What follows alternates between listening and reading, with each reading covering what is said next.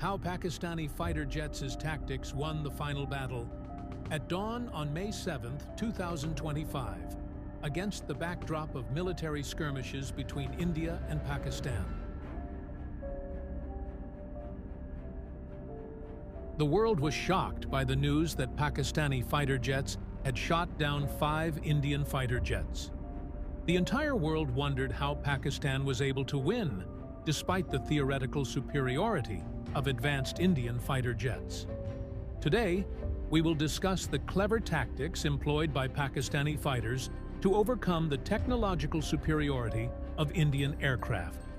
First, we will discuss the Indian Air Formation, consisting of the Falcon Command and Control aircraft, the ALW 2090.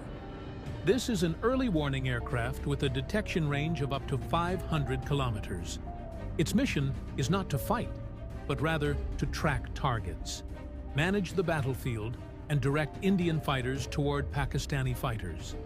The rest of the terrifying Indian Air Formation consists of heavy fighters, such as the Su-30, and multi-role fighters, such as the Rafale and MiG-29. The Pakistani Air Formation is the smartest and most integrated.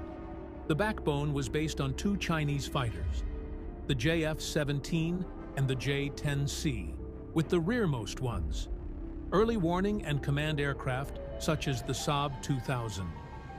The Pakistani plan was based on a calculated lure of Indian fighters into a meticulously prepared ambush. They were prepared and awaited the enemy Indian fighters by monitoring their departure early. Once the Indian aircraft were spotted, taking off from their bases, the Pakistani fighters began moving quickly to reach the pre-planned ambush points.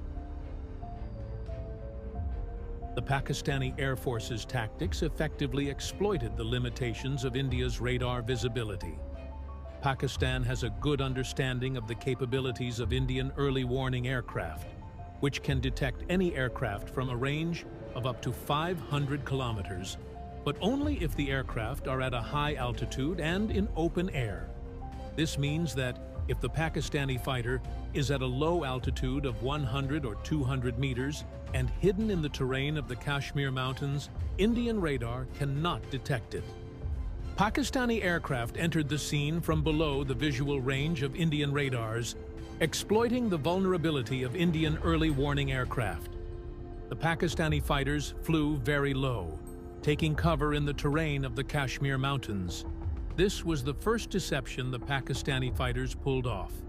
The second deception in the Pakistani plan was that their fighters carried out the operation without turning on their radars. In short, any fighter's radar emits electromagnetic waves to search for enemy fighters. However, at the same time, these waves also make the location of the same fighter easily visible to enemy reconnaissance equipment.